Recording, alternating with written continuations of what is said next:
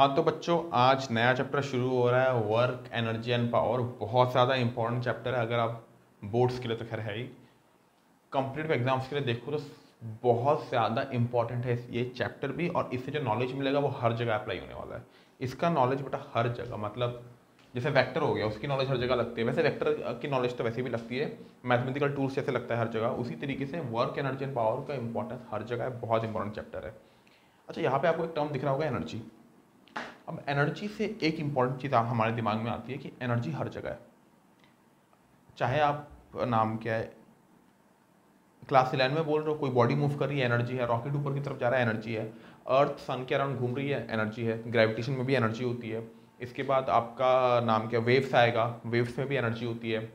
आप क्लास 12 में जब पढ़ोगे इलेक्ट्रिसिटी, तो इलेक्ट्रिकल एनर्जी भी होती है। आप इलेक्ट्रोस्टैटिक्स पढ़ोगे उसमें भी एनर्जी आएगा। मैग्नेटिज्म पढ़ोगे, मैग्नेटिज्म में भी एनर्जी आएगा। लिटरली एनर्जी बेटा हर जगह है। तो आपको ये चैप्टर बहुत ध्यान से करना। और ये चैप्टर उतना कठिन भी नहीं, आसान है। छोटे मोटे कुछ कॉन्सेप्ट है लेकिन उसमें बहुत गहराई में जाते हैं, बहुत डेप्थ में जाते हैं हम लोग। ठीक है, तो बेसिक इस चैप्टर का आपको क्लियर रखना है। तो आपको इस चैप्टर का बेसिस क्लियर हो, आपको मतलब अगर ये चैप्टर का बेसिस क्लियर है ना बेटा, आपका हो जाएगा 11, उतना आपको टेंशन लेने की जरूरत नहीं है। चलो पढ़ते हैं भाई। When ever a force displaces a body, it is said that work is done on the body by that force. अब सुने अच्छे से। मान ले मैंने नाम क्या है एक बॉडी लिया, उसमें फोर्स F लगाया और वो बॉडी मूव की। ऑब्वियस सी बात है, जितना ज़्यादा मैं फोर्स लगाऊंगा उतना ज़्यादा मैंने काम किया। तो वर्क डन प्रोपोर्शनल टू क्या हो गया बेटा, फोर्स। नेक्स्ट, अब मैंने मान लिया बॉडी में फोर्स लगाया, तो जितना ज़्यादा बॉडी दूर गई उतना ज़्यादा मैंने काम किया। ऑब्वियस सी बात है। तो work done proportional to S भी हो गया। कंबाइन कर दो, work done proportional to F S, proportional constant 1। तो आपका बेटा वर्क इक्वल टू क्या आ गया, एफ एस आ गया। ये बात आई होप समझ में आ गया होगा। और ये चीज़ आपको पता भी है क्लास 11 से। कोई भी फोर्स जब बॉडी का डिस्प्लेसमेंट एस कराता है तो क्या होता है बेटा, work equal to F S आता है। ठीक है, नेक्स्ट चीज़, चलो ये पहला चीज़ आपको नोट डाउन कर लो। इसको डायग्राम को ऐसा बना ले, ये एफ है, डिस्प्लेसमेंट कितना हुआ एस। ठीक है, बॉडी का सेंटर का डिस्प्लेसमेंट कितना हुआ एस। ठीक है, नोट डाउन कर लो इस चीज़ को।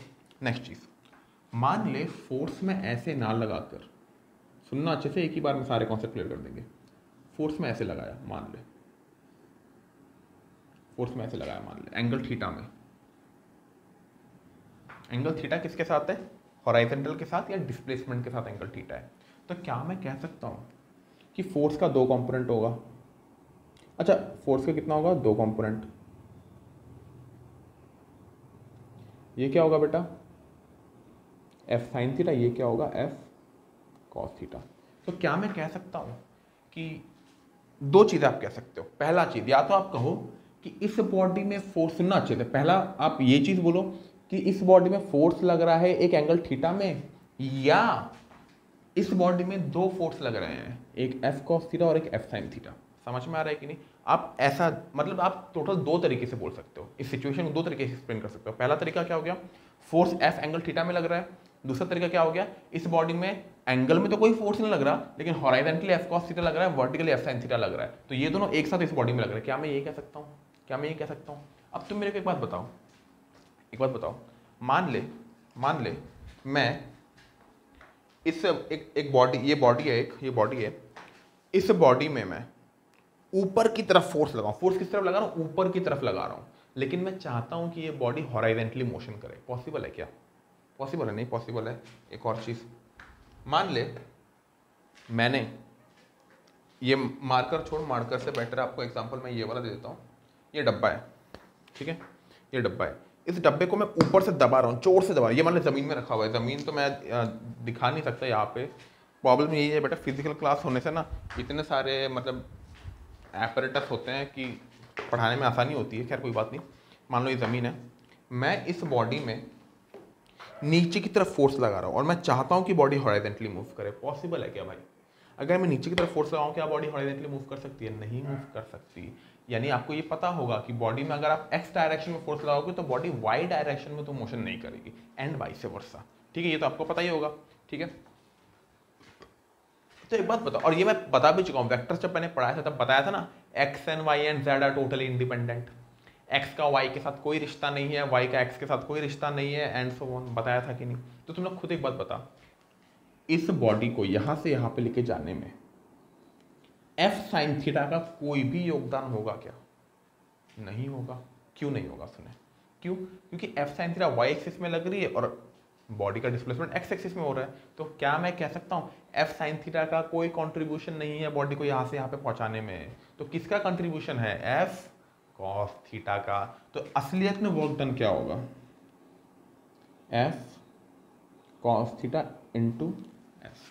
इसको हम बेटा एफ एस कॉस थीटा भी ले सकते हैं।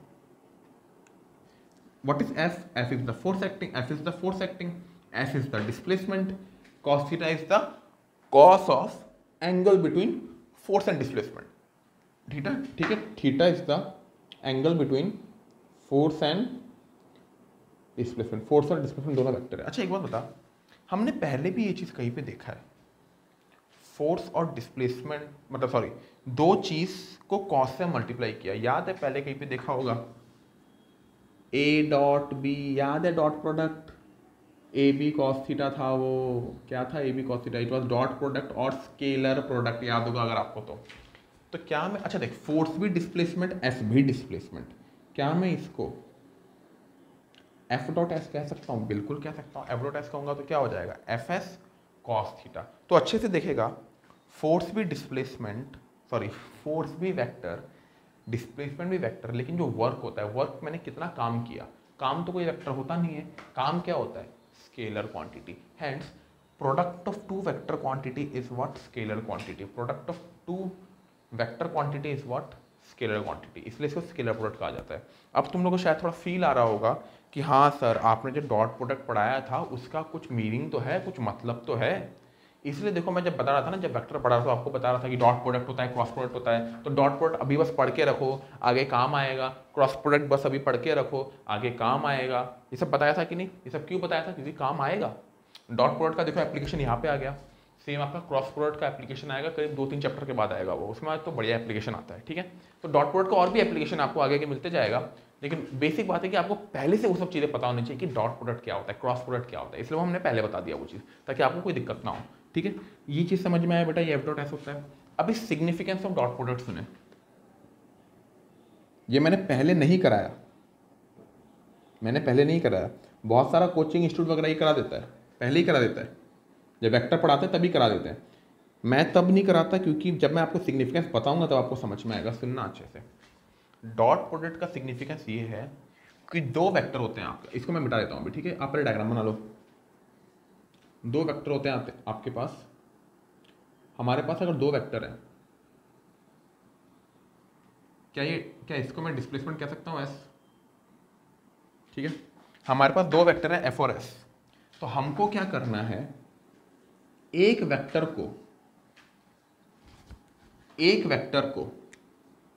का मैग्नीट्यूड लिया, उसके साथ मल्टीप्लाई किया। ये क्रॉस प्रोडक्ट नहीं है, नॉर्मल मल्टीप्लाई है, उसके साथ मैंने मल्टीप्लाई किया। छोड़, एक वेक्टर है, उसका मैग्नीट्यूड को मैंने मल्टीप्लाई किया दूसरे वेक्टर के, सुनना अच्छे से, दूसरे वेक्टर के उस कंपोनेंट से जो कंपोनेंट पहला वेक्टर के अलोंग था। सुन अच्छे से, मैंने एक वेक्टर लिया एस, उसको मैंने मल्टीप्लाई किया किससे? उसको मैंने मल्टीप्लाई किया दूसरे वेक्टर के उस कंपोनेंट से, दूसरे वेक्टर के उस कंपोनेंट से जो पहले वेक्टर की तरफ था। यानी एफ ये है, तो एफ का कंपोनेंट एस की तरफ क्या होगा? F cos theta. तो एस इंटू क्या हो गया? F cos theta. Hence it is called F S cos theta, और it can be called as F dot S. Hence ऐसा लिखा होगा, A dot B, what is significance of A dot B? We will multiply A with that component of B which is along A, will multiply A with that component of B which is along A। समझ में आया कि नहीं? ये वाला proper आपका लिखा हुआ था डॉट प्रोडक्ट में। आप अगर मेरा नोट्स में तो शायद पता नहीं है कि नहीं, लेकिन अगर आप क्लास में हो तो मतलब किसी भी कोचिंग में पढ़ लो, किसी भी टीचर के पास पढ़ लो, अगर जेन्युइनली अच्छा होगा तो फिर आपको वो बताया जाता है वहाँ पे। लेकिन आप खुद समझो, अगर मैं आपको डॉट प्रोडक्ट में ऐसे बताता, डॉट प्रोडक्ट में आपके नॉलेज क्या था? A dot B equal to A B cos theta. तब अगर मैं बताता ए को उस कंपोनेंट ऑफ बी से मल्टीप्लाई कर रहे हैं जो बी का उस कंपोनेंट से मल्टीप्लाई कर रहे हैं जो ए के अलोंग है, समझ में आता? कुछ दिमाग में आता, कुछ दिमाग में नहीं आता। समझ में आया कि नहीं? ठीक है, तो इसीलिए मैंने इसको यहाँ पे समझाया ताकि आपको प्रॉपर फील आए। ठीक है बेटा, नोट डाउन कर लें इस चीज़ को, नोट डाउन कर ले, बहुत बढ़िया बात है भाई। ठीक है, नोट डाउन कर लिया। अच्छा, सिग्निफिकेंट ऑफ डॉट प्रोडक्ट आपने लिख लिया? नहीं लिखा तो थोड़ा वीडियो के पीछे जाओ, पीछे जाके लिख लो आप लोग। ठीक है, ये मैं लिखा नहीं रहा हूँ, लिख लो आप लोग। हो सके तो जहाँ पे वेक्टर पड़ा है वहीं पे लिख लो, कोई बड़ी बात नहीं है। ठीक है, ये चीज़ आपके समझ में आ गया तो भैया चलो आगे बढ़ते हैं थोड़ा। आज तो देखो इंट्रोडक्शन क्लास है तो बेसिक सी डिस्कस होगा। ठीक है, मैं हमेशा जो भी चैप्टर पढ़ाता हूँ उसका जो पहला क्लास लेता हूँ एकदम डिस्कशन करते हैं, एकदम बातें करते हैं, ताकि चैप्टर का आपको वो आ जाए, एहसास आ जाए, मूड बन जाए। वो समझ में आ रहा है? अब वीडियो में मूड लो, आप क्या कर सकते हैं, है ना? वीडियोस देखना, देखो मैं ऑनेस्टली बताऊँ तो मैं मानता हूँ कि वीडियोस इट्स नॉट दैट, मतलब वीडियोस इतने इंटरेस्टिंग नहीं हो पाता। फिजिकल क्लास में रहोगे तो बहुत इंटरेस्टिंग लगता है, क्लास में आप सुन भी लेते हो। Videos it's difficult to watch 40 minute 50 minute, आधे घंटे का वीडियो देखना ट्रबलसम होता है यार। आपको 40 मिनट 50 मिनट 1 घंटे का वीडियो देख रहे हो। तो first of all I like to congratulate you all for coming this far, कि आप यहाँ तक पहुँचो, इस वीडियो को देख रहे हो, you are really working hard and I wish and I hope कि आपका रिजल्ट आपकी इस हार्ड वर्क को रिफ्लेक्ट करे। ठीक है, एज ए टीचर मैं चाहता हूँ कि आप लोग जितनी मेहनत पोर इन कर रहे हो, even during this corona time, it's really difficult for everyone, for students also. But ये है कि कोई स्टूडेंट को समझता नहीं है, सब बोलते हैं हाँ तुम तो तुम्हारे पास तो फ्री टाइम है, तुमको पढ़ना है, ऐसा बोल देते हैं। But I know it's actually it's difficult to watch the videos because it gets really boring and मतलब इंटरेस्ट उतना बनता नहीं है। But I am still just hold on, keep pushing hard, keep working, results will be in your favour.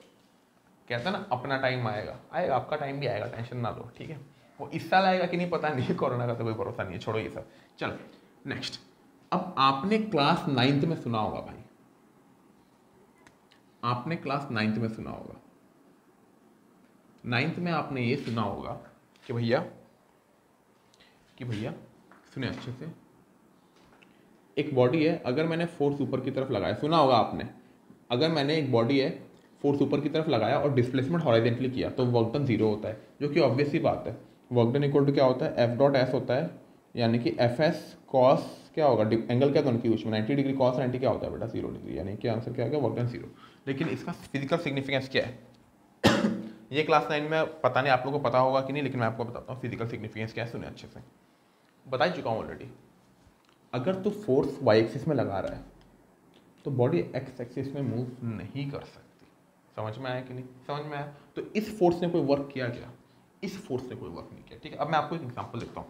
आपने सुना होगा ये एक औरत थी क्लास 9 में जो अपने सर में भैया टोकरी लेकर चल पड़ी थी, है ना, आगे बढ़ रही थी। अब ऑब्वियस सी बात है, ये समझें कि औरत जब अपने सर पे टोकरी लेती है, टोकरी का कुछ वजन होता है, टोकरी का वजन किस तरफ लग रहा होता है, टोकरी का वजन लग रहा होता है नीचे की तरफ। तो औरत ऑब्वियसली ऊपर की तरफ फोर्स लगाएगी टू बैलेंस द वेट। अगर 10 kg का फोर्स, 10 kg वजन है टोकरी का, तो 10 kg वजन है, यानी कि फोर्स कितना लग रहा है 100 न्यूटन नीचे लग रहा है, तो औरत 100 न्यूटन ऊपर लगाएगी ना, ताकि बॉडी जगह में रहे, बैलेंस रहे। तो औरत ने 100 न्यूटन ऊपर की तरफ लगाया और हॉरिजॉन्टली चलना शुरू कर दिया। तो लोग बोलते हैं कि वर्क डन बाय लेडी क्या होगा, वर्क डन बाय लेडी क्या होगा। सुने अच्छे से, पहले मैं आपको बताता हूँ, 2 word, work done bye lady, work done by hands of lady. सुनो अच्छे से, पहला हम लोग पहले ये 1 है ये 2 है, पहले सेकंड वाले को पढ़ेंगे, work done by hand of lady. इंसान सॉरी औरत का जो हाथ है वो बॉडी में फोर्स किस तरफ लगा रहा है, ऊपर की तरफ। तो औरत का हाथ का काम सिर्फ और सिर्फ वेट को बैलेंस करना है। औरत का हाथ फोर्स ऊपर की तरफ लगा रहा है, लेकिन औरत मूव किस तरफ कर रही है, एक्स एक्सिस में। तो क्या औरत का हाथ कोई काम कर रहा है? नहीं, औरत का हाथ कोई काम नहीं कर रहा, औरत का हाथ बस वजन को बैलेंस कर रहा है। इसलिए work done by hands of the lady will be equal to what, 0। पहला केस में आता है वर्क डन बाय लेडी। अच्छा क्या बता, औरत अपने हाथों से भी फोर्स लगा रही है, अपने पैरों से भी फोर्स लगा रही है, उसके बॉडी में भी मेटाबॉलिज्म हो रहा है, बहुत कुछ हो रहा है। तो औरत का जो नेट वर्क डन है वो तो कुछ होगा, वो क्यों होगा? सुन, तो क्या बता, अगर तेरे सर में बटन है, तू आगे की तरफ बढ़ रहा है, जब तू आगे की तरफ बढ़ रहा है ऑब्वियस सी बात है तो ज़मीन में प्रेशर वगैरह दे के तू आगे की तरफ बढ़ रहा है, ज़मीन में तू प्रेशर दे के आगे की तरफ बढ़ रहा है। समझ में आ रहा है कि नहीं, है ना? जब तू आगे की तरफ बढ़ा है तो ज़मीन में प्रेशर देके तो आगे की तरफ बढ़ रहा है। ऑब्वियस सी बात है, तू ज़मीन को पीछे धक्का दे रहा है, ज़मीन तुझे आगे धक्का दे रहा है, बहुत सारा कुछ हो रहा है जिसकी वजह से तू आगे की तरफ भी फोर्स लगा रहा है, तभी तू आगे जा रहा है। यानी कि औरत का बॉडी का बाकी हिस्सा आगे की तरफ फोर्स लगा रहा है, जिसकी वजह से औरत का बॉडी आगे की तरफ गया। समझ में आया कि नहीं? जिसकी वजह से औरत का बॉडी आगे की तरफ गया। सिंस औरत का बॉडी आगे की तरफ गया, इसीलिए work done by the lady is not equal to 0, hence it will be some value, कुछ वैल्यू होगा उसका, कुछ वैल्यू होगा उसका। वो हम लोग कैलकुलेट कर तो नहीं सकते क्योंकि बहुत सारा एक्सटर्नल केसेस है, वो सब छोड़वा। अभी इंपॉर्टेंट बात है कि औरत का हाथ कोई वर्क नहीं कर रहा है, रेदर औरत का नेट बॉडी पूरा वर्क कर रहा है। समझ में आया? आई होप ये वाला कॉन्सेप्ट क्लियर होगा, क्योंकि औरत का हाथ ऊपर की तरफ फोर्स लगा रहा है, it is just balancing it. समझ में आया कि नहीं? ठीक है बेटा, इसको नोट डाउन कर लो, नोट डाउन कर लो। अगला मैं आपको एक एग्जांपल देता हूँ, अगला मैं आपको एक एग्जांपल देता हूँ, सुनिए अच्छे से। देख, हमने पहला केस किया फोर्स और वो डिस्प्लेसमेंट क्या है, parallel, second force perpendicular to displacement. Third case क्या होगा? ये मान ले एक बॉडी है, बॉडी में मैं मान ले मैं फोर्स ऊपर की तरफ लगा रहा हूँ लेकिन डिस्प्लेसमेंट नीचे की तरफ हो रहा है। समझ में आया? तो मुझे वर्क डन निकालना। तो वर्क डन क्या होगा बेटा? एफ डॉट एस, यानी कि एफ एस कॉस 180 डिग्री। एक बार मैं देख लेता हूँ बेटा कि मतलब फोकस हो रहा है कि नहीं। मैंने मिटा दिया ना? नहीं भाई, फोकस तो बराबर हो ही रहा है, आई गैस फोकस हो रहा है। इधर देखो, तो वर्क डन क्या हो जाए? F S cos 180। तो F S what is value of cos 180? -1। तो ये वर्क डन क्या हो गया बेटा? Work done is coming out to minus F S.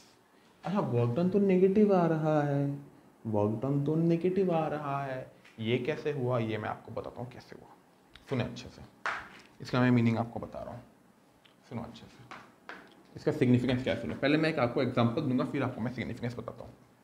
मान ले एक औरत है, ठीक है, उसके सर में एक लोड है और वो नीचे आ रही है, मतलब एक सीढ़ी है, वर्टिकल सीढ़ी है, मान ली, इमेजिन कर एक वर्टिकल सीढ़ी है, वो नीचे आ रही है, ठीक है। तो औरत डब्बे में फोर्स किस तरफ लगा रही है? ऊपर की तरफ। लेकिन औरत जब उतर रही होगी तो डिस्प्लेसमेंट किस तरफ होगा? नीचे की तरफ। औरत फोर्स किस तरफ लगा रही है? डब्बे में, ऊपर की तरफ। लेकिन डिस्प्लेसमेंट किस तरफ हो रहा है औरत का? सॉरी, डब्बे का डिस्प्लेसमेंट किस तरफ हो रहा है? जब औरत नीचे आएगी तो डब्बा भी नीचे आएगा, तो डब्बा का डिस्प्लेसमेंट नीचे की तरफ, फोर्स ऊपर की तरफ। Work done negative. क्या मतलब? क्या मतलब work done negative? Work done negative का मतलब ये है कि बेटा मैं जिस तरफ फोर्स लगा रहा हूं उस तरफ मैं कोई काम नहीं कर। देख, जब हम किसी तरफ फोर्स लगाते तो हम क्या चाहते हैं? मैंने इस तरफ फोर्स लगाया तो डिस्प्लेसमेंट इसी तरफ हो, लेकिन मैंने इस तरफ फोर्स लगाया, मेरा डिस्प्लेसमेंट पीछे की तरफ हो रहा है, यानी कि मैं जो काम कर रहा हूं वो तो उल्टा पड़ गया। मैं जो काम करना चाहता था डिस्प्लेसमेंट उल्टा हो गया, यानी कि मेरा काम जो करना था वो तो उल्टा पड़ गया। Hence work done is negative. हालांकि मैं आपको बताता हूँ, वर्क डन इज नेगेटिव, जो नेगेटिव वर्क डन होता है इसका जो कॉन्सेप्ट है इट इज वेरी ह्यूज। मैंने आपको बस एक पहलू समझाया, बस समझने के लिए, फील लाने के लिए मैंने एक चीज़ बताया। हालांकि इसमें डिस्कशन चलती रहेगी हमारी आगे तक हमारी डिस्कशन चलती रहेगी। नेगेटिव वर्क का काफ़ी ज़्यादा रिलेशन है बेटा आपका एनर्जी से, तो एनर्जी पढ़ाया नहीं अभी तक, जब पढ़ाएंगे तब आपको इसका प्रॉपर इन्फॉर्मेशन मिलेगा। तो अभी बस आप फील लेके रखो, ठीक है बेटा? नोट डाउन इसको कर लो आप। हम लोग ऑलरेडी वर्क डन के ऊपर पढ़ चुके हैं, थोड़ा बहुत चीज़ें, थोड़ा बहुत नहीं, अच्छा खासा डिस्कशन कर चुके हैं हम लोग। अभी हम लोग एक सम में आएंगे। हालांकि सम शुरू करने से पहले मैं दो इंपॉर्टेंट चीज़ें आपको बताना चाहता हूँ जो जाननी चाहिए आपको। हालांकि अगर ऑनेस्टली बता रहा हूँ, अगर नहीं भी जानते ना तो भी कुछ फर्क पड़ता नहीं है, क्योंकि इस पर सवाल कुछ नहीं आता, बस ऐसी कुछ चीज़ें हैं। पहला बात है work done F dot S, हमको पता है displacement of A point of application of force, ये सुने अच्छे से। इसका इंपॉर्टेंस कहाँ पे आता है? हालांकि इस पर ज़्यादा कोई सवाल ऐसे कुछ खास आते नहीं, लेकिन एक बार मतलब एजर्शन रीजन टाइप का एक सवाल होता है, वो आपको मतलब जब मिलोगे तो बताऊंगा। मतलब इन शॉर्ट ऐसा होता है, मतलब टीचर लोग पूछ लेते हैं सवाल कि ये मान ले एक स्पॉन्ज है, सुनना अच्छे से, ठीक है, बढ़िया सवाल है। ये मान ले एक स्पॉन्ज है, ये दीवार में सटा के रखा हुआ है स्पॉन्ज को, ठीक है, ये दीवार है, पीछे नीचे भी तो है ही ज़मीन। अब मैंने क्या किया, यहाँ पे एक फोर्स लगाया, तो फोर्स लगाऊंगा तो स्पॉन्ज क्या करेगा? ऐसा हो जाएगा ना भाई, फोर्स लगाया तो स्पॉन्ज क्या करेगा? ऐसा हो जाएगा। तो मैंने वर्क किया कि नहीं? बॉडी डिस्प्लेस हुई? नहीं। तो क्या मैंने वर्क किया कि नहीं? ये सवाल है, ठीक है। तो जवाब ये होगा कि हाँ मैंने वर्क किया है। लेकिन आप बोलोगे सर बॉडी का तो डिस्प्लेसमेंट जीरो है, डिस्प्लेसमेंट जीरो तो वर्क जीरो। नहीं बेटा सुन, displacement we take always the point of application of force, जहाँ पे जिस पॉइंट पे फोर्स लग रहा है ना, वो पॉइंट मूव कर रहा है कि नहीं, हमें वो देखना है। ये बता, इनिशियली पॉइंट यहाँ पे था, सुनना अच्छे से, इनिशियली जो फोर्स लग रहा था बेटा यहाँ पे लग रहा था, और ये पॉइंट यहाँ से यहाँ पे मूव कर गया, ये पॉइंट यहाँ से यहाँ मूव किया, हैंड्स वर्क डन हुआ है। इससे वैसे कोई सवाल नहीं आता, बस ऐसे होता है ना कि टीचर जिज्ञासा से पूछ लेता है बच्चों को कंफ्यूज करने के लिए, तो उस टाइप के थोड़े सवाल होते हैं। जब आप भी अगर फिजिकल क्लास में होते तो मैं पूछता, फिर बच्चों से थोड़ा सवाल जवाब करता, मशवरा करता, फिर थोड़ा और कंफ्यूज करता, फिर जवाब देता। तो ये मतलब फन फन क्वेश्चन टाइप का है, तभी आप लिख लें। नेक्स्ट क्या, displacement depends upon frame of reference, displacement depends upon frame of reference, ठीक है। चलो इस चीज़ को मैं आपको समझाता हूँ, ठीक है। ऐसा इमेजिन कर, ये मान ले गाड़ी है, ठीक है, एक गाड़ी है, गाड़ी छोड़, तेरे को मैं ऐसे दिखाता हूँ, लिफ्ट से दिखाता हूँ, ठीक है, लिफ्ट से दिखाता हूँ। हालांकि सेकंड जो पॉइंट है, सेकंड पॉइंट पे जो सवाल होते हैं बेटा, वो मतलब आपके कंपेरेटिव लेवल में थोड़े आते हैं। बोर्ड्स लेवल में तो बेटा ये शब्द जिन्होंने नहीं भी सुना उनके लिए भी पूरा जिंदगी ऐसे ही निकल जाता है, बिंदास, कोई टेंशन करने का जरूरत नहीं है। लेकिन कंपेरेटिव लेवल का सोच रहे तो थोड़ा ये पॉइंट ध्यान देना पड़ेगा। कुछ नहीं है, सिंपल सी चीज़ें देख। मान ली अंदर एक इंसान खड़ा हुआ है, यहाँ पे कैमरा लगा हुआ है, ठीक है, लिफ्ट है, बाहर एक आदमी खड़ा है, ठीक है। इस इंसान पे नीचे की तरफ क्या लग रहा है बेटा, mg लग रहा है। ऊपर की तरफ क्या लग रहा है बेटा, नॉर्मल डायरेक्शन कौन लगा रहा है, लिफ्ट का जो फ्लोर है वो लगा रहा है, ठीक है। अब लिफ्ट मान लें एक्सेलरेशन a से ऊपर जा रही है, तो अंदर के कैमरा के हिसाब से ये इंसान मोशन कर रहा है कि रेस्ट में है, अंदर के कैमरा के हिसाब से ये इंसान रेस्ट में है। तो अंदर के इंसान के हिसाब से इस इंसान का डिस्प्लेसमेंट जीरो है, तो डिस्प्लेसमेंट जीरो, तो अगर अंदर कैमरा के हिसाब से देखिए, ये कैमरा, ये पर्सन ए, और ये क्या है, कैमरा, ठीक है। अगर हम उसके हिसाब से देखें, कैमरा के हिसाब से देखें, तो इंसान का डिस्प्लेसमेंट क्या है बेटा, जीरो, डिस्प्लेसमेंट जीरो, तो वर्क डन क्या आ गया बेटा, जीरो, क्योंकि फोर्स इनटू डिस्प्लेसमेंट होता है ना। लेकिन अगर मैं ए के हिसाब से देखूँ, ए के हिसाब से ये इंसान किस तरफ जा रहा है, ऊपर की तरफ जा रहा है, और ए के हिसाब से इसको लेके कौन जा रहा है, नॉर्मल रिएक्शन लेके जा रहा है। ए के हिसाब से कौन लेके जा रहा है बेटा, नॉर्मल रिएक्शन लेके जा रहा है। अगर ए के हिसाब से इसको नॉर्मल रिएक्शन लेके जा रहा है, तो क्या मैं कह सकता हूँ, ए को क्या फील होगा, ए को ऐसा फील होगा कि नॉर्मल रिएक्शन इस इंसान को ऊपर लेके जा रहा है, क्योंकि नॉर्मल रिएक्शन ऊपर की तरफ लग रहा है, नॉर्मल रिएक्शन इस इंसान को ऊपर की तरफ लेके जा रहा है, तो नॉर्मल रिएक्शन कुछ वर्क कर रहा है।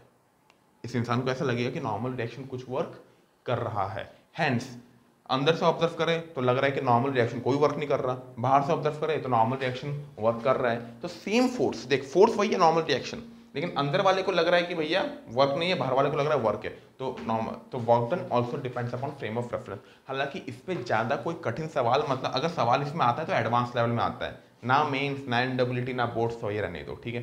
तो एडवांस लेवल में थोड़ा सवाल इस पर आते हैं। खैर ये बेसिक्स है, अगर आपको ये पता है तो आप सवाल कर पाएंगे। अगर अच्छे लेवल का भी सवाल होता है, क्योंकि जनरली क्या होता है ना, बच्चे पहली बात ये चीज़ एक्सेप्ट ही नहीं कर पाते कि भैया वर्क डन अलग अलग इंसान के लिए अलग अलग हो रहा है, तो ये एक्सेप्ट नहीं कर पाते। तो ये चीज़ आपको एक्सेप्ट करना पड़ेगा कि ऑब्जर्वर पे डिपेंड करता है वर्क क्या होगा, ठीक है बेटा। तो इस चीज़ को लिख लो जो लिखना है आपको, मैं आगे बढ़ता हूँ, ठीक है बेटा। चलो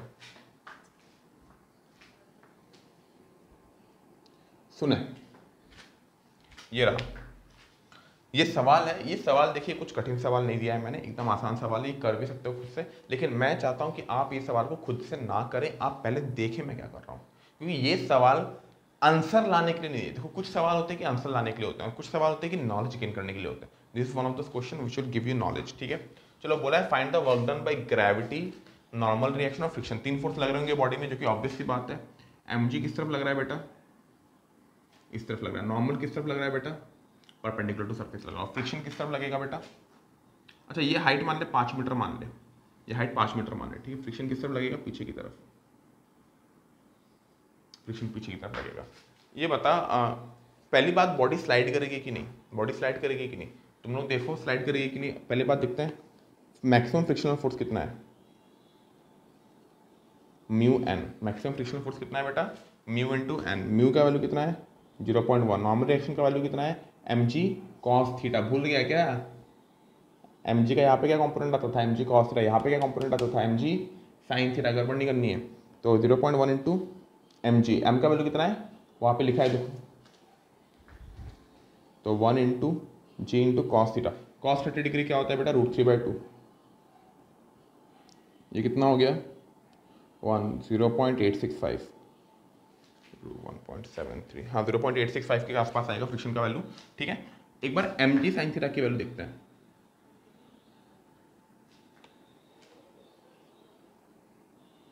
एम का वैल्यू 1, जी का वैल्यू 10, साइन थीटा का वैल्यू हाफ, ये आ गया बेटा 5 न्यूटन। यानी कि मैक्सिमम फ्रिक्शनल फोर्स 0.865 लग सकता है। फ्रिक्शन और धरती माता नीचे की तरफ कितने से खींच रही है अलोंग द प्लेन, 5 न्यूटन से। तो क्या बॉडी मूव करेगी? बिल्कुल मूव करेगी। ये सब बात बताने की कोई ज़रूरत नहीं है, लेकिन बिल्कुल मैंने बता दिया क्योंकि मैं शिक्षक हूँ और मेरा काम यही है। ठीक है, ये चीज़ चलो क्लियर हो। अब फ्रिक्शन का वैल्यू कितना है? 0.86। यहाँ पे भी लिख देता हूँ मैं, जो फ्रिक्शन का वैल्यू कितना है बेटा। ठीक है, अब मेरी बात सुने। अब हमको ये बोला है कि find the work done by various forces. सबसे पहली बात, बॉडी किस तरफ मूव कर रही है? बॉडी का डिस्प्लेसमेंट इस तरफ होगा। अच्छा, डिस्प्लेसमेंट कितना होगा बता? Let us call it S. Can I say sine 30 degree equal to perpendicular by hypotenuse. Perpendicular कितना है बेटा? 5/s। एस का वैल्यू आ गया बेटा 10 मीटर। ठीक है, यानी कि ये हो गया 10 मीटर। चल ये बता, नॉर्मल रिएक्शन कितना वर्क करेगा? Normal reaction acts perpendicular to the surface और body displace parallel to surface कर रही है। तो क्या मैं कह सकता हूँ नॉर्मल रिएक्शन और डिस्प्लेसमेंट में एंगल कितना है? 90 डिग्री। तो क्या मैं कह सकता हूँ work done by normal equal to what? Work done by normal equal to what? 0 क्यू perpendicular to each other. Next, friction की बात करते हैं। Work done by friction. Work done by friction कितना है बेटा बता? फ्रिक्शनल फोर्स कितना लग रहा है बेटा? 0.865 0.865 इनटू, ना भूले फ्रिक्शन आपका वो क्या होता है बेटा, वर्किंग का फॉर्मूला क्या होता है? F dot S. तो frictional force into displacement into cos theta, ना भूले। ठीक है बेटा, frictional force into displacement. Displacement कितना हो रहा है बेटा? 10 metre into cos theta. What is the value of cos theta? What is the value of cos theta? Cos theta क्या होता है? एफ एस कॉस थीटा में थीटा क्या होता है? Theta is the angle between force and displacement. ये देखो chapter का स्टार्टिंग, इसलिए मैं बार बार बोल रहा हूँ, आगे नहीं बोलूंगा ऐसा। ठीक है, theta is the angle between force and displacement. Force किस तरफ? पीछे की तरफ। डिस्प्लेसमेंट किस तरफ? इस तरफ 180 डिग्री। कॉस 180 डिग्री क्या होता है बेटा? ए एस टी रूल बताया था कि नहीं? देख सारा मैथमेटिकल टूल्स काम आ रहा है तो ये बेटा -1 होता है। ठीक है, तो -8.65 जूल। वर्क डन का यूनिट जूल होता है, ये आपको पता है, ये मत पूछना। ठीक है, वर्क डन का यूनिट, अच्छा मैंने लिखा है नहीं शायद, the unit of work done is joule. I hope you can also find the dimension of this. ठीक है, next work done by gravity देखते हैं भाई। अब सुने, ग्रेविटी में थोड़ा हम चर्चा करेंगे लंबा से। ग्रेविटी का अगर तुम्हें वर्क निकालना तो सबसे पहले ऐसा समझे कि ग्रेविटी किस तरफ लग रही है? इस तरफ लग रही है।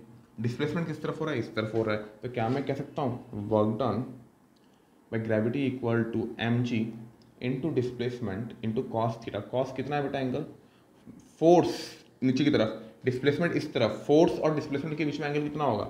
60 डिग्री। आधे बच्चे परेशान 60 कैसे हुआ बेटा? ये 30 है, यहाँ 90 बनेगा ना गुरुजी, और यहाँ पे कितना बनेगा? 60। कॉस 60 समझ में आ रहा है कि नहीं बेटा?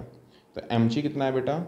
1 इंटू जी 10, डिस्प्लेसमेंट भी 10, cos 60 is half, I guess that is 50 joule. अच्छा ये एक तरीका हुआ। दूसरा तरीका देख, दूसरा तरीका देख, सुने अच्छे से। एक और तरीका है, ये बता डिस्प्लेसमेंट, ये वाला तरीका। अच्छा पहले एम के कंपोनेंट को तोड़ते हैं। सुनो अच्छे से। एम का मैं वर्क डन ना निकाल के मैं ऐसा कुछ कर सकता हूँ, एम को 2 कंपोनेंट में तोड़ दूं। पहला कंपोनेंट क्या हो गया बेटा आपका? M G cos 30 degree. दूसरा कंपोनेंट क्या हो गया बेटा? M G sine 30 degree. अब आप बताएं वर्क डन बाय ग्रेविटी में एम के लिए अगर मुझे वर्क निकालना है तो मैं एम जी कॉस थीटा के लिए वर्क निकाल देता हूँ और एम जी साइन थीटा के लिए वर्क निकालता हूँ और दोनों के लिए वो ऐड कर देता हूँ। ठीक है, अब आप बोलोगे वेक्टर एडिशन करना है कि स्केलर एडिशन करना है? बेटा स्केलर एडिशन करना है, क्योंकि मैं वर्क को ऐड कर रहा हूँ। एम जी कॉस थीटा के लिए वर्क निकाल के एम जी साइन थीटा के लिए वर्क निकाल के दोनों को एल्जेब्रिकली हम लोग ऐड कर देंगे। ठीक है, स्केलर एडिशन एल्जेब्रिक एडिशन एक ही बात होता है। ठीक है, तो एम जी कॉस 30 कोई वर्क करेगा क्या? सोच, एम जी कॉस 30 कैसा लग रहा है? डिस्प्लेसमेंट इस तरफ है, एम जी कॉस 30 इस तरफ। M G cos 30 is perpendicular to displacement, hence no work. M G sine 30 की बात करें, M G sine 30 degree into displacement कितना होगा बेटा बता? कितना डिस्प्लेसमेंट होगा? डिस्प्लेसमेंट कितना है? 10 मीटर। तो आंसर कितना आ गया बेटा बता? Sine 30 is half, M G is 10 into half into 10, again देख 50 जूल। अगेन देख 50 जूल। ये क्यों हुआ? क्योंकि मैंने आपको बताया था कि नहीं, मैंने आपको ये बताया होगा, एक बॉडी मान ले डिस्प्लेस कर रही है किसी फोर्स एफ से, तो एफ का कौन सा कंपोनेंट के लिए डिस्प्लेस हो रहा है? F cos theta. तो वर्क डन किसके लिए होगा? एफ कॉस थीटा के लिए। यहाँ पे एमजी के कौन से कंपोनेंट के लिए डिस्प्लेसमेंट हो रहा है? एमजी साइन थीटा के लिए। तो वर्क डन किसके लिए होगा? एमजी साइन थीटा के लिए। तो दो तरीके से निकाल लिया हमने। अब एक और तरीके से निकालते हैं, ठीक है? वो तरीका तेरे को शायद थोड़ा सा कठिन लग सकता है और उस तरीके को फॉलो करने का जरूरत भी नहीं है, लेकिन अभी जो मैं तरीका बता रहा हूँ वो जान लो। जानने में क्या बुराई है ना? अगर हम जान लें किसी चीज़ को तो कोई बुराई नहीं है उसमें। अभी फ्रिक्शन को सीन में नहीं ला रहा हूँ मैं। ये डिस्प्लेसमेंट है। अच्छा, डिस्प्लेसमेंट स्केलर होता है कि वेक्टर होता है? डिस्प्लेसमेंट इज ए वेक्टर, ये बात समझे। डिस्प्लेसमेंट अगर वेक्टर है, डिस्प्लेसमेंट अगर वेक्टर, तो डिस्प्लेसमेंट के भी हम लोग कंपोनेंट में तोड़ सकते हैं। अभी के लिए नॉर्मलाइजेशन को भूल जाओ। डिस्प्लेसमेंट वेक्टर है तो मैं उसको भी दो कंपोनेंट में तोड़ सकता हूँ। पहला कंपोनेंट आपका ये होगा, सुन अच्छे से, ये 30 है तो ये एंगल भी कितना हो गया? 30 डिग्री। और दूसरा कंपोनेंट क्या होगा? ये होगा। ये डिस्प्लेसमेंट है, इसके दो कंपोनेंट होंगे, एक ये कंपोनेंट और एक ये कंपोनेंट। तो खुद एक बात बता, एमजी फोर्स इस तरफ लग रहा है और ये डिस्प्लेसमेंट का ये वाला कंपोनेंट इस तरफ है, तो इस कंपोनेंट में कोई वर्क होगा नहीं, क्योंकि ये कंपोनेंट फोर्स के साथ क्या है? परपेंडिकुलर। ये कंपोनेंट फोर्स के साथ क्या है? परपेंडिकुलर। तो इस कंपोनेंट में कोई वर्क नहीं होगा, इस कंपोनेंट में वर्क होगा। तो ये कंपोनेंट कितना है बता? इस कंपोनेंट में फोर्स कितना है? mg। इस तरफ फोर्स कितना है? mg। इस केस में मैंने फोर्स को कंपोनेंट में नहीं तोड़ा, डिस्प्लेसमेंट को तोड़ा है। mg इनटू डिस्प्लेसमेंट का कंपोनेंट क्या होगा? डिस्प्लेसमेंट कितना है? 10 इनटू क्या कंपोनेंट आएगा? ये कितना है? 60 डिग्री ना, तो डिस्प्लेसमेंट cos 60। डिस्प्लेसमेंट cos 60 यानी कि डिस्प्लेसमेंट cos 60 कितना होता है बेटा? हाफ। आंसर कितना आ गया? 50 जूल। तो देख बेटा, किसी भी तरीके से कर, तेरा आंसर हमेशा क्या आना चाहिए? सेम आना चाहिए। That is the important thing. समझ में आया कि नहीं? मैं ये सवाल इसलिए करा रहा हूँ ताकि आपको ओवरऑल आइडिया आ जाए कि चीज़ें होती कैसे हैं, चीज़ें करनी कैसी होती हैं। आई होप आपको फील आ चुकी होगी। तो यहाँ पे हमारा वर्क डन बाय ग्रेविटी आ गया 50 जूल। अब सवाल खत्म नहीं हुआ है, सवाल खत्म नहीं हुआ है। सवाल को मैं एक और ट्विस्ट एंड टर्न देंगे, ठीक है? आप नोट डाउन कर लो पहले, मैं आपको एक ट्विस्ट एंड टर्न देता हूँ। नॉलेज वाला चीज़ है ये, मज़ा आना चाहिए। फिजिक्स देखो बेटा, फिजिक्स और डेली एक्टिविटीज़ जो होती है ना, एक्स्ट्रा करिकुलर एक्टिविटीज़, उनमें कोई फ़र्क है नहीं वैसे। एक्स्ट्रा करिकुलर एक्टिविटीज़ किस लिए होता है? मजाक के लिए, फ़न के लिए, एन्जॉयमेंट के लिए। फिजिक्स भी किस लिए है? फ़न के लिए। अब उसको अगर तुम एकदम भाई साहब एग्ज़ाम के लिए सीरियस होके पागल जैसा पढ़ के एकदम रट्टा मारे जा रहे हो, सर नंबर चाहिए 100 में 100, ऐसा नहीं सोचना है बेटा। फ़न के लिए पढ़, मजा कर, चीज़ों को समझ, एंजॉय कर। समझ में आ रहा है कि नहीं बेटा? रेस में मत भागो। रेस में भागोगे तो अपने क्लासमेट से, चलो क्लासमेट से अच्छे नंबर लेके आ जाओगे, लेकिन ऑल ओवर इंडिया में तो भैया 20 लाख बच्चे हैं ना। समझ में आ रहा है कि नहीं? तो रेस करने का मतलब ही नहीं है, अपने को इम्प्रूव करने में ध्यान दो। समझ में आ रहा है? चलो इधर देखो, एमटी इस तरफ लग रहा है, पीछे की तरफ क्या लग रहा है? क्या लग रहा है गुरु? पीछे की तरफ फ्रिक्शन कितना लग रहा है? फ्रिक्शन लग रहा है 0.865। हम लोग ऑलरेडी निकाल चुके हैं फ्रिक्शन 0.865। इस तरफ क्या लग रहा है? mg sine 30 degree. इसको छोड़ दे, इसको छोड़ दे, ठीक है? तो अगर मैं बॉडी का इक्वेशन लिखूं, मैं बॉडी का जनरल इक्वेशन लिखूं, बॉडी का मोशन का इक्वेशन, मोशन इक्वेशन क्या कहता है? mg sine 30 degree minus frictional force equal to mass into acceleration. सही है कि नहीं? तो what is this mass into acceleration? This is the net force acting on the body. This is the net force acting on the body. समझ में आ रहा है कि नहीं? Net force acting on the body क्या हो गया? mg sin 30 minus F.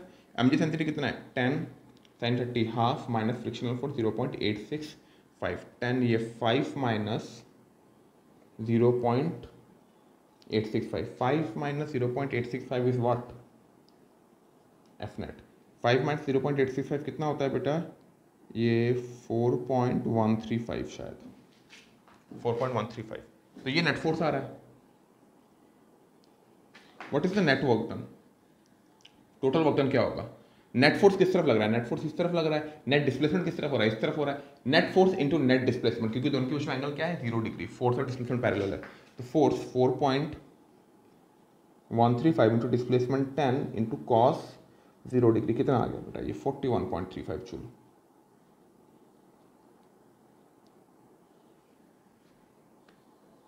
उसमें देखते हैं, हमने तीनों फोर्सेस के लिए वर्क निकाले, तीनों फोर्सेस को ऐड अगर करेगा तो वर्क डन टोटल क्या आएगा? 0 प्लस -8.65 प्लस 50 जूल। थोड़ी थोड़ी फील आ गई होगी बच्चों को। That is also 41.35 joule. तो इधर देख, इधर अपने को ये चीज़ जानने को मिलता है कि या तो आप इंडिविजुअल फोर्सेस के वर्क निकालो और फिर उनको ऐड करो, या तो आप सारे फोर्सेस का नेट फोर्स निकाल लो, सारे फोर्सेस के नेट फोर्स निकाल लो और फिर आप वर्क निकालो, रिजल्ट आपका सेम आएगा। समझ में आ रहा है कि तो ये सब नॉलेज है बेटा। जब बढ़िया सवाल आएंगे तो यही सब नॉलेज से आप बढ़िया कठिन बहुत कठिन सवाल में ये सब छोटी छोटी चीज़ें काम आती हैं, फिर वो सब सवाल हो पाते हैं। ठीक है बेटा, चलो नोट डाउन कर लो इस चीज़ को। वर्क डन निकालने के लिए बहुत सारे तरीके होते हैं, 4-5 तरीके हैं। मैं एक एक करके सारे तरीकों को अनरेवल करूंगा, मतलब एक्सप्लेन करूंगा। तो पहला तरीका है कांस्टेंट फोर्स। कांस्टेंट फोर्स में मैं ऑलरेडी आपको सवाल करा चुका हूँ पहले, जो पिछला वाला सवाल था याद है, वेज पे जो रख के मैंने कराया था, वो भी कांस्टेंट फोर्स का सवाल है। मतलब कांस्टेंट फोर्स मतलब फोर्स चेंज नहीं हो रहा। तो मैंने इसके पहले जो सवाल कराया था वो कांस्टेंट फोर्स के थे, जितने सवाल अभी तक करा चुका हूँ आपको। ठीक है, इसमें कांस्टेंट फोर्स में एक और सवाल आता है। मान ली constant force in orthogonal unit vector. Orthogonal unit vector मतलब आईजेके के टर्म में अगर कांस्टेंट फोर्स दिया हुआ है, बोला है फोर्स इस तरीके से लग रहा है, फोर्स इतना न्यूटन लग रहा है। ठीक है, यानी कि फोर्स जो लग रहा है कि ऐसे एंगल में लग रहा है, कि ऐसे पर्टिकुलर एंगल में लग रहा है जिसका एक्स कॉम्पोनेंट 2 है, वाई कॉम्पोनेंट 3 और जेड कॉम्पोनेंट क्या है, सॉरी के होगा ना ये। ठीक है, अच्छा जिनको इस चीज़ से फील नहीं आ रही, मैं एक और बात बता देता हूँ। मान ली एक फोर्स ऐसा दिया हुआ है 2y + 3j। इसका मतलब क्या क्या है? इसका मतलब ये है बेटा, अगर मैं एक एक्स वाई एक्सिस बनाऊं तो x का वैल्यू जहाँ पे 2 होगा और y का वैल्यू जहाँ पे 3 होगा, फोर्स मतलब ऐसे लग रहा है, this is the force. And force का मैग्नीट्यूड कितना होगा? x का वैल्यू कितना है बेटा 2, y का वैल्यू कितना है 3, √2² + 3²। फोर्स का वैल्यू कितना होगा? √2² + 3²। ये मैं आपको पहले ही बता चुका हूँ, है ना। यानी कि फोर्स बताया हुआ है कि किस डायरेक्शन में लग रहा है और कितना एंगल में लग रहा है, प्रॉपर बताया हुआ है हमको फोर्स। और डिस्प्लेसमेंट दिया हुआ है, पार्टिकल यहाँ से लेकर यहाँ तक जाता है, ऐसा बोला गया है हम लोग को। ठीक है, तो इस सवाल को कैसे करेंगे देख बच्चे, समझाता हूँ तुमको। अच्छा, यहाँ पे मैंने 2y + 3j दिया था, आपको फील आ गई। उसी तरह 2y + 3j + k 3 डायमेंशन में है, तो आप थोड़ा बहुत इमेजिनरी फील लेने की कोशिश कर सकते हो यहाँ पे। ठीक है बेटा, चलो एक बार देखते हैं डिस्प्लेसमेंट किस तरफ हो रहा है। We know displacement is equal to what? Final position minus initial position. अच्छा, फाइनल पोजीशन क्या होगा बता? फाइनल पोजीशन क्या है? 2i, x में 2, y में 3, z में 4 माइनस, मैं क्रॉस के ऊपर नहीं लिख रहा हूँ कुछ। ठीक है, ये नहीं यार छोड़ो यार, तुम भी कंफ्यूज हो जाओगे कि सर क्या कर रहे हो, समझ में नहीं आ रहा। ठीक है, माइनस इनिशियल पोजीशन क्या है बेटा? 0i + 1j + 0k। अच्छा 0k तो भैया 0 है, मतलब इन शॉर्ट आपका 2i + 2j + 4k आ गया डिस्प्लेसमेंट। वर्क डन क्या होगा बता? बस सिंपल सा चीज़ है यार, F.S होता है, अपने को पता है कांस्टेंट फोर्स के लिए। तो 2i + 3j + k dot 2i, याद है मैंने वेक्टर्स में कराया था, डॉट प्रोडक्ट i को i के साथ मल्टीप्लाई करो 4, 3 को 2 के साथ मल्टीप्लाई करो, 1 को 4 के साथ मल्टीप्लाई करो, कितना हो गया 4, कितना हो गया ये 4 प्लस, और पता नहीं जब मल्टीप्लाई करते हैं तो i.i 1 था, बताया था कि नहीं? बताया था कि नहीं? जब डॉट प्रोडक्ट करते हैं तो लास्ट में एक नंबर आता है, आई जे के नहीं रहता, आई जे के किस में रहता है? क्रॉस प्रोडक्ट में रहता है, क्योंकि क्रॉस प्रोडक्ट तो खुद ही वेक्टर है, क्रॉस प्रोडक्ट के बाद तो खुद ही वेक्टर आता है, तो फाइनल तो आई जे के रहना ही पड़ेगा। इसमें तो हमें स्केलर वैल्यू मिल रही है ना, ये हो गया बेटा 14 जूल। आया कि नहीं समझ में? अब देख भाई, कॉम्पिटिटिव एग्जाम्स में कैसे सवाल आ जाएंगे। सवाल में आपको दे देगा कि नाम क्या है, यहाँ पे ऐसे दे देगा कि एफ ऐसा है तो पार्टिकल यहाँ से लेकर 2,n,4। मैं रैंडम क्वेश्चन बता रहा हूँ, रैंडम क्वेश्चन तेरे को बता रहा हूँ। ये क्वेश्चन मतलब मे बी और may not make sense for the timing, but type of question बता रहा हूँ। ठीक है, तो 2,n,4 अब बोल देगा find the value of n, find the value of n so that your work done is 0। तुम्हें क्या करना है? डिस्प्लेसमेंट जब करेगा तो क्या कर देगा? यहाँ पे क्या हो जाएगा बेटा बता? चल सॉल्व करते हैं इसको। 2 ये n हो गया और ये क्या हो गया? ये तो j हो गया। तो यहाँ पे तेरा आ गया बेटा n-1, n-1j। समझ में आ रहा है कि नहीं? तो आपका बेटा फोर्स में क्या, फोर्स मैंने गलत किया है क्या कुछ? नहीं नहीं नहीं नहीं, ये क्या हो जाएगा n-1। समझ में आ रहा है? तो यहाँ पे आपका 6 की जगह क्या हो जाएगा?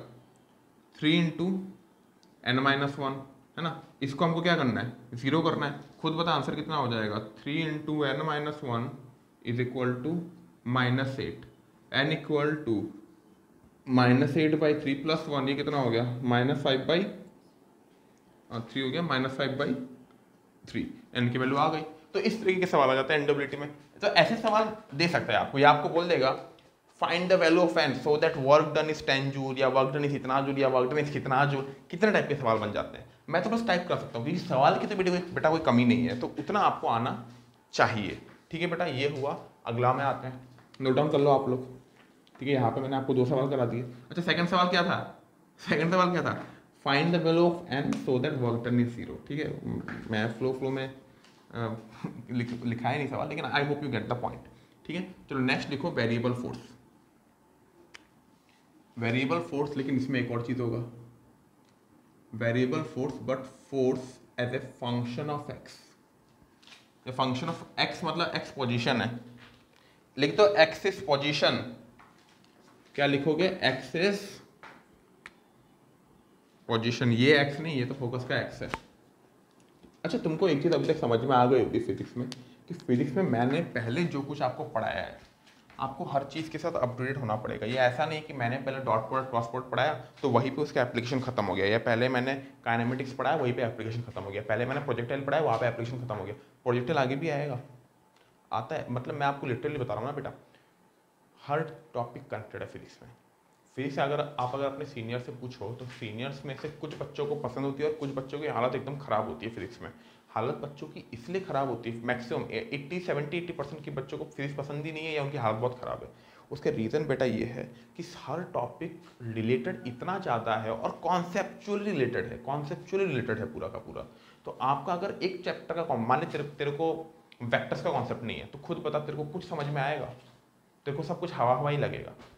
तेरे को वो नहीं आता, क्या कहते हैं, ASTC रूल नहीं आता, तो एक छोटा सा टॉपिक नहीं आता तेरे को ASTC रूल, लेकिन तेरे को कितना कितना प्रॉब्लम फेस करना पड़ेगा, समझ में आ रहा है तेरे को? और तेरे को वो जो प्रॉब्लम फेस करने लगते हो ना, तो धीरे धीरे सब्जेक्ट से मन उठ जाता है।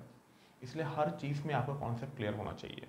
इसलिए फिजिकल क्लास का बहुत ज़्यादा इंपॉर्टेंट है। फिजिकल क्लास में मैं कॉन्स्टेंटली आपको मोटिवेट कर सकता हूँ, कॉन्स्टेंटली आपको गाइड कर सकता हूँ, बोल सकता हूँ कि बच्चों हाँ ये ऐसा करना है, ये ऐसा करना है। फिर तुम लोग को इंडिविजुअली पूछ सकता हूँ कि तुम लोग कर रहे हो कि नहीं। वीडियो क्लासेस में बेटा वो क्या ही, और जितना हम कर सकते हैं उतना कर रहे हैं। बाकी तो भैया इस साल भगवान जी की कृपा है, मैंने फोकस चेक भी कर लिया बीच में से। चलो देखो भाई, variable force F equal to, यानी फोर्स एज ए अच्छा, force as a F of X का मतलब क्या है? एफ ऑफ एक्स जो लोग का मैथ्स उनको समझ में आएगा, जिनका मैथ्स उनको पता नहीं चलेगा, मैं सबके लिए समझा दे रहा हूँ। इसको बोला जाता है force as a function of X. इसका मतलब है फोर्स डिपेंड्स अपॉन एक्स। आसान भाषा में फोर्स एक्स पे डिपेंड करता है, इसका और कोई मीनिंग नहीं है।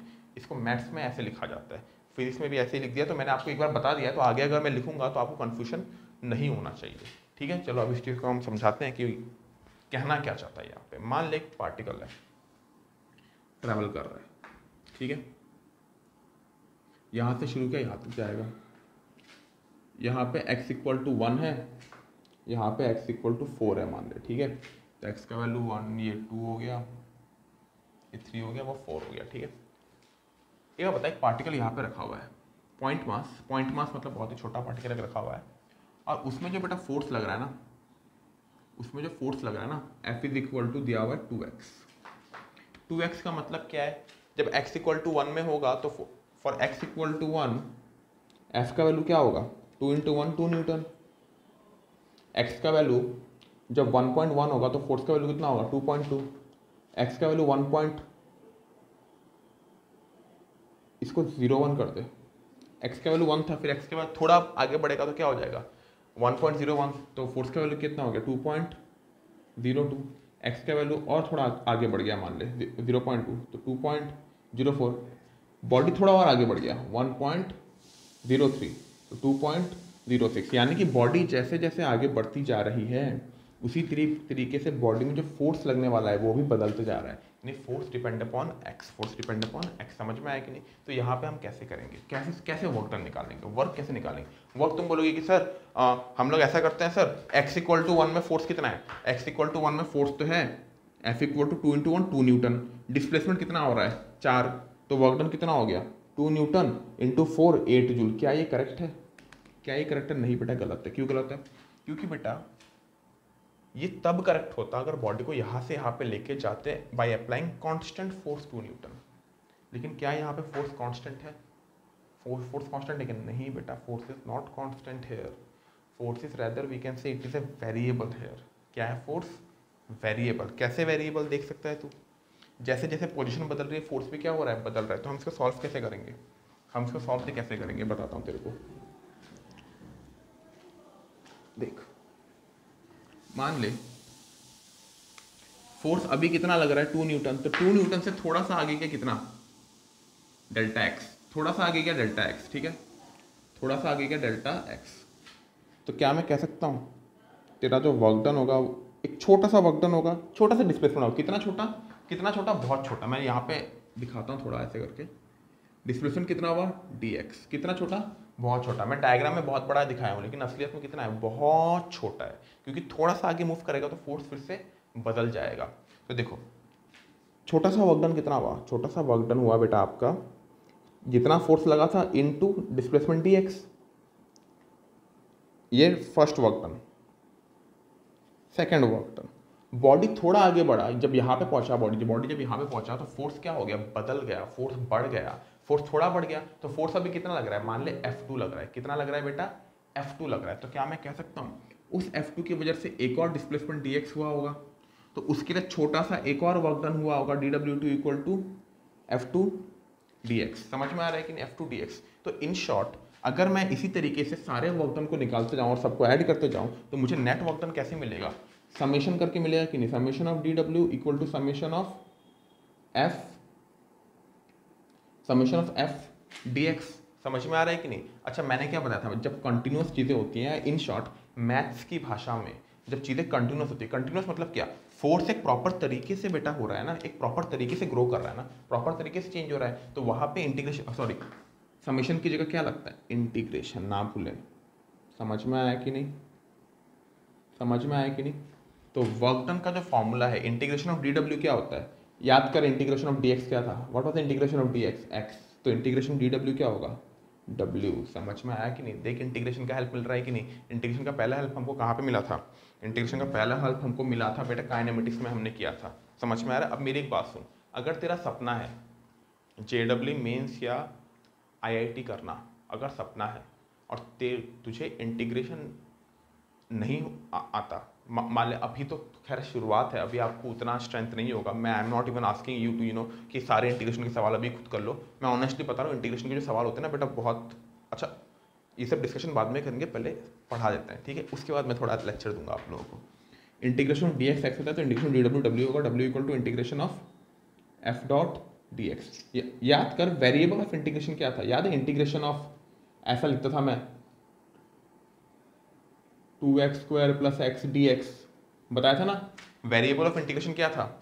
जो d के बाद आता है dx, तो x is the variable of integration. तो लिमिट भी किसके हिसाब से लगेगा? x के हिसाब से। तो यहाँ पे क्या होगा बेटा? x इनिशियल से लेकर फाइनल लिमिट x फाइनल तक। So work done for variable force is given by integration of f dot dx। इस चीज़ को मैं मिटा दे रहा हूँ यहाँ पे, हालांकि सारा चीज़ आई होप आप लोगों ने लिख लिया होगा, ये तो मैं समझाने के लिए दिया था।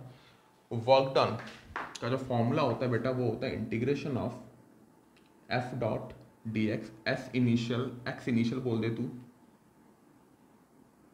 से लेकर x फाइनल तक। अब मेरी बात सुने, अगर कोई बोलता है बेटा what is the formula of work done, तो आपको w equal to f dot s नहीं बोलना है, क्योंकि ये किसके लिए वैलिड है बेटा? ये कांस्टेंट फोर्स के लिए वैलिड है। और ये किसके लिए वैलिड है? ये वेरिएबल फोर्स आप लोग बोल रहे होगे, लेकिन मैं बोलता हूँ this is valid for all forces.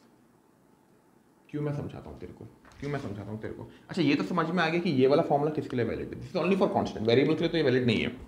इस फॉर्मूले की बात करते हैं। पहली बात, ये तो वेरिएबल के लिए वैलिड है, एक बार देखते हैं कांस्टेंट के लिए वैलिड है या नहीं। मान ली इफ f इज कांस्टेंट, अगर f कांस्टेंट है तेरा तो वर्क डन कितना आएगा? f बाहर आ जाएगा कि नहीं? Dot integration of dx, x initial से x फाइनल तक। अगर f कांस्टेंट है, कांस्टेंट चीज़ें इंटीग्रेशन के बाहर आ जाती है कि नहीं? वेरिएबल होता तो इंटीग्रेशन के अंदर रहेगा भाई, वेरिएबल चीज़ें बाहर नहीं आती, कांस्टेंट बाहर आ जाता है। इंटीग्रेशन का रूल याद कर, तो f dot integration of dx क्या होता है? x लिमिट क्या है बेटा? एक्स इनिशियल से एक्स फाइनल। अच्छा ये बता, x final minus x initial आएगा कि नहीं? X final minus x initial, x final minus x initial क्या होता है? डिस्प्लेसमेंट। इसको तो मैं डिस्प्लेसमेंट को एस भी लिख सकता हूँ, तो एफ डॉट एस। देख भाई, दिस फॉर्मूला से ही कांस्टेंट फोर्स वाला डिराइव हो जाता है। इन शॉर्ट मेरे कहने का मतलब ये है, this formula is valid for constant as well as variable force. अगर जिंदगी में तुमको रास्ते में कोई भी पूछ ले भैया वर्क डन का फॉर्मूला क्या है, वैसे तो रास्ते में कोई पूछेगा नहीं, लेकिन भैया भगवान ना करे मैं रास्ते में मिल जाऊँ और मैंने सवाल पूछना शुरू कर दिया है ना, तो मैं कैसे सवाल पूछता हूँ, ये क्या था वो क्या था, मैं ऐसे ही सवाल पूछता हूँ। ठीक है, स्कूल में रिसेस ब्रेक में मिल रहे होगे मुझे, ऐसे ही बुला के हाँ बेटा बताइए कैसे होता था, तब पूछ लेता हूँ मैं। ठीक है, तो खैर अभी तो तुम लोग मतलब उतना पहचानते नहीं हो, लेकिन मेरी ऐसी हैबिट है, जान लो। तो इन शॉर्ट बात ये है कि बेटा this formula is applicable for every force and this is also called the universal formula of work done. और मैं अगर आपसे कभी भी पूछूं, इनफैक्ट कोई भी पूछे, आपको यही जवाब देना है कि सर वर्क डन का formula integration of F dot D x होता है। समझ में आ रहा है कि नहीं बेटा? समझ में आ रहा है बच्चे? अब एक बार मैं आपको बता देता हूँ इंटीग्रेशन। बेटा आप मान के चलो, अभी जो चैप्टर वर्क फॉर एनर्जी, इसके बाद आपका पॉल्यूशन आएगा, सेंटर ऑफ मास आएगा, आपका सर्कुलर मोशन आएगा। सर्कुलर मोशन में भी इंटीग्रेशन उतना नहीं है, थोड़ा सा ही है, हालांकि सेंटर ऑफ मास में बहुत ज़्यादा है, रोटेशनल में है। इनफैक्ट अपकमिंग सारे चैप्टर्स में आपका इंटीग्रेशन रहेगा ही रहेगा। और अगर आपको आईआईटी या जेडब्ल्यू मेंस देने का मन है, आईआईटी जेडब्ल्यू या जेडब्ल्यू मेंस जो भी देने का मन है आपको, इंटीग्रेशन आपको आना चाहिए। लेकिन आप बिल्कुल टेंशन ना करें, अगर आपका वो मन है तो मैं पूरा 11 इंटीग्रेशन मैं कराऊंगा, पूरे का पूरा 11 इंटीग्रेशन मैं कराऊंगा। जब आप 12th में चढ़ोगे तो 12th के जो इंटीग्रेशन है वो आप करोगे। अब आप सोचेंगे सर आपने तो 11 में हमको कठिन आसान वाले करवा दोगे आप, लेकिन 12th के कठिन वाले हमको दोगे। बेटा एक बात समझ ले, इंटीग्रेशन इज अ टूल, वो कोई सिलेबस नहीं है तेरा, फिर इसका कोई सिलेबस नहीं है integration, it's a tool. Tool सिखाना मेरा काम है, तो मैं 1 साल तेरे को ट्रेन करूंगा इंटीग्रेशन समझाने में, सिखाने में। ठीक है, प्रॉपर तेरे को मतलब पूरा रिस्पॉन्सिबिलिटी मेरी 1 साल की। एक बार तुमको इंटीग्रेशन कैसे करना है आ गया, 12th में बच्चे ऐसे करते हैं, ऐसे इंटीग्रेशन जिनको समझ में आता है। 12th में आप पूछ लेना अपने सीनियर लोग से इंटीग्रेशन फिजिक्स में कितना इंपॉर्टेंट है, उनसे पूछना जो जेडब्ल्यू मेंस आईआईटी देने का सोचना। हालांकि एनडब्ल्यूटी वाले बच्चे भी करते हैं, एनडब्ल्यूटी में भी सवाल आता है, इंपॉर्टेंट है इंटीग्रेशन बहुत ज़्यादा। और मैं बता रहा हूँ बहुत बच्चों को इंटीग्रेशन में प्रॉब्लम रह जाता है। देख अभी तेरे को प्रॉब्लम हो रहा है, मैं समझ सकता हूँ, 11 खत्म होने तक तेरा प्रॉब्लम सॉल्व हो जाना चाहिए, ये रिस्पॉन्सिबिलिटी है तेरी। ठीक है, चल मैं फोकस चेक करके अगला सवाल तेरे को कराता हूँ। तो सवाल बेटा ये रहा मेरा कि variable force F equal to F of x है। मान ले ऐसी एक फोर्स दिया हुआ है F equal to 2x plus 1। F equal to क्या दिया हुआ है? 2x plus 1। Find work done from 0 to 2 metre. समझ में आ रहा है कि नहीं? अच्छा फोर्स कैसे है? वेरिएबल की कांस्टेंट फोर्सेस वेरिएबल, तो कौन सा फॉर्मूला लगेगा? Integration of F dot D x का 0 से लेकर, लिमिट क्या है पोजीशन की, इनिशियल से फाइनल 0 से लेकर 2 तक। फोर्स का वैल्यू पुट कर भाई, 2x प्लस 1 डी एक्स 0 से 1। फोर्स और डिस्प्लेसमेंट सेम ही, अगर कुछ मेंशन नहीं किया है तो फोर्स देख x है ना, डिस्प्लेसमेंट भी x में हो रहा है, फोर्स भी x पे डिपेंड करता है। इसका मतलब क्या है? इसका मतलब ये है कि angle between force which is in x, displacement which is in x is 0 degree. तो यहाँ पे हम लोग cos 0 लिख सकते हैं। cos 0 बेटा आपको क्या हो जाता है 1, वो लिखने का जरूरत है नहीं। 2x का इंटीग्रेशन क्या होता है बेटा? X square plus x. ये इंटीग्रेशन मत बोलना सर कैसे आया, हमको भी सिखाओ, हमको भी सिखाओ, करा चुका हूँ ऑलरेडी। 0 से लेकर 1 तक आंसर कितना हो जाएगा बेटा? 1 प्लस 1 2 जूल। तो ये सवाल था, ये सवाल मैंने बेसिक कराया, इसमें और भी कॉम्प्लिकेटेड सवाल आ सकते हैं। कॉम्प्लिकेटेड मतलब क्या आ जाएगा? ये ऐसा आ जाएगा 2 रूट एक्स प्लस 1, कुछ भी दे देगा तेरे को। मैं मॉड्यूल दूंगा ना सॉल्व करने के लिए, मेरे को मांगो, मैसेज करके मांगो तुम लोग। मैं किसी को पूछने वाला नहीं हूँ किसी को मॉड्यूल चाहिए कि नहीं, किसी को कम्पिटिटिव लेवल का मटेरियल चाहिए कि नहीं। तुम लोग मेरे को मांगोगे, तुम लोग खुद सॉल्व करोगे, मुझे दिखाओगे। समझ में आ रहा है कि नहीं? ठीक है, तो इस तरीके के सवाल होते हैं वेरिएबल फोर्स में। ऐसे और भी सवाल होता है, आप कर सकते हैं। ठीक है बेटा, नोट डाउन कर लो इसको।